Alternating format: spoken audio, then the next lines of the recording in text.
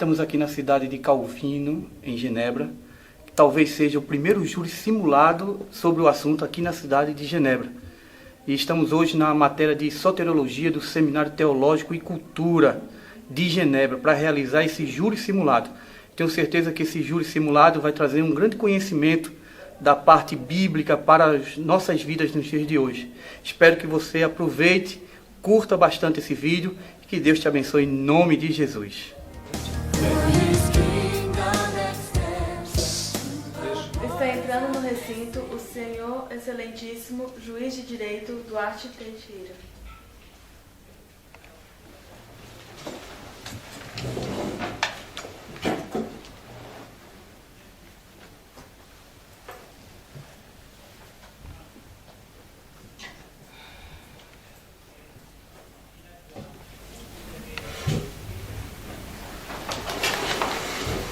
Boa noite.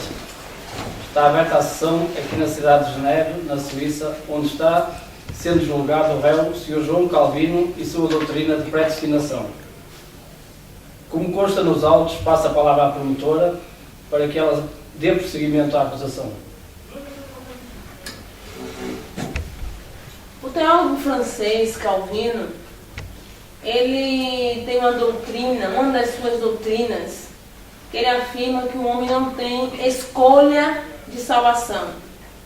Ele afirma também que o homem, após o seu aceitar a Cristo, ele sendo salvo, é salvo para sempre. E nós sabemos que esta tese é refutável às nossas condições como servo de Deus, escolhidos e salvos até a morte de Cristo Jesus. Passa a palavra à Boa noite, júri.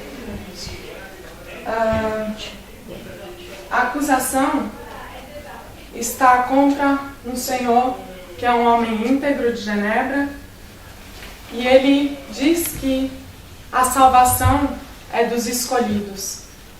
E muitas palavras que o Senhor deixou na sua Bíblia provam isso. Como, por exemplo, o versículo em Romanos 8:28 que diz que Deus predestinou verdadeiramente os seus salvos. Como diz, sabemos que todas as coisas cooperam para o bem daqueles que amam a Deus, daqueles que são chamados segundo o seu propósito. Porquanto aos que de antemão conheceu, também os predestinou, para serem conformes à imagem de seu Filho. E no versículo 30 diz, e aos que predestinou, a eles também chamou, e chamou e a eles justificou. E aos que justificou, a eles glorificou. Então está claro neste versículo que o Senhor, Ele predestinou as pessoas que seriam salvas. Passa a palavra à promotora. Diante da afirmação, nós podemos entender que a Bíblia nos fala também do seu livre-arbítrio, que é uma expressão usada para significar a vontade do homem, a livre escolha e decisões do homem. A capacidade de escolha pela vontade humana entre o bem e o mal.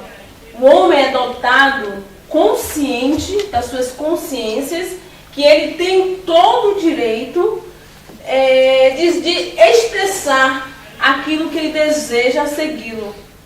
Deus, ele de maneira alguma, ele impôs ao homem a condição de seguir aquilo que não estava no seu coração. Deus, na sua supremacia, Deus na sua excelência, Deus na sua onisciência, e nós sabemos que Ele conhece todos e todos, de maneira alguma Ele poderia tirar um chapéu e dizer, você vai para o inferno e você vai para o céu. Não existe essa escolha entre Deus, porque diz na sua palavra que Ele deu esse livre-arbítrio ao próprio homem de escolha. Sendo assim, nós podemos contestar que apesar da onisciência de Deus, da sua predestinação, né, segundo ele, de ter realmente a sua onisciência, ele não poderia de forma nenhuma predestinar algo para o homem. Ou seja, ele não poderia de forma nenhuma dotar dentro de um homem, né, a sua própria vontade de escolha. Ou seja, ele não poderia também dizer ao homem: você vai fazer isto ou aquilo. Deus, ele deu esse livre-arbítrio ao homem à escolha. Quando ele criou Adão, né, Adão teve toda a chance de escolher aquilo que Deus deu uma ordem a Adão, mas Adão, ele teve a sua vontade de escolha. Nós sabemos pela Bíblia, no livro de Gênesis, a partir do livro de Gênesis, que Adão e Eva, né, a sua própria esposa, eles tiveram, Deus disse: desta fruta não comereis, deste fruto não comereis. Mas eles desobedeceram a Deus. Eles poderiam também obedecer ao Senhor como o Senhor ordenou. Mas uma escolha inevitável deles mesmos, eles escolheram a desobediência. Eles escolheram não seguir o propósito que Deus tinha estabelecido para eles. Então, por isso, por esta situação de Adão, nós sabemos que entrou o pecado, a natureza pecaminosa veio até nós. Passa a palavra. Como a acusação disse, eu vou pegar essa mesma palavra que a acusação disse, a onisciência de Deus. E pela onisciência de Deus, Deus já sabia quais eram os seus escolhidos, aqueles que Ele predestinou à salvação, e Ele já sabia quais eram aqueles que tinham o coração mau, depravado, e ao qual não eram seus escolhidos, porque Ele já sabia que aqueles corações eram ruins e não podiam decidir, porque Ele não havia predestinado esses homens. E é o que diz a palavra de Deus, porque como a acusação usou a palavra fé, arrepender-se, que o caminho ele poderia escolher, mas a fé e o arrependimento vêm de Deus. E esse Deus que gera a fé e o arrependimento, ele gera a fé e o arrependimento aos seus escolhidos. Porque ele é onisciente, como a acusação disse. E pela sua onisciência, ele já sabia tudo o que aconteceria, e ele já sabia quais seriam os seus, e por isso ele os predestinou. Passa a palavra. Eu refuto essa questão da advogada de defesa com relação à fé.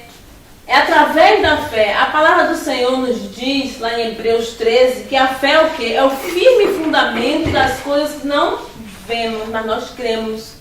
E nessa questão da confiança, da fé, nós podemos observar que o homem, ao aceitar Cristo, ele tem que ter em seu coração a fé firmada. Desta forma, ele tendo a fé em seu coração, de maneira alguma, uma fé genuína, uma fé consciente, ele, de maneira nenhuma ele abandonaria Jesus Cristo de Nazaré. E nós podemos observar também que a Bíblia diz que os salvos podem perder a salvação se não permanecer, se não perseverarem na doutrina de Cristo Jesus. Se fosse assim, eu poderia estar sendo uma evangélica, uma serva de Deus, e ao mesmo tempo desviar deste caminho e ser salva. A Bíblia não diz isso. Se eu desvio, logicamente Jesus vem para me buscar, logicamente eu estaria perdida, estaria sendo lançada no inferno. Não existe a salvação dessa forma, qual o Calvino, João Calvino, né, testou nas suas doutrinas, que a partir do momento que eu sou salvo para sempre. Nós precisamos permanecer. A Bíblia diz permanecer até o fim, para que eu possa alcançar a salvação eterna. Então não existe salvos para sempre. O homem tem que ter esta consciência, que a partir do momento que ele entrega a sua vida a Jesus, ele tem que estar firmado, posicionado em uma só fé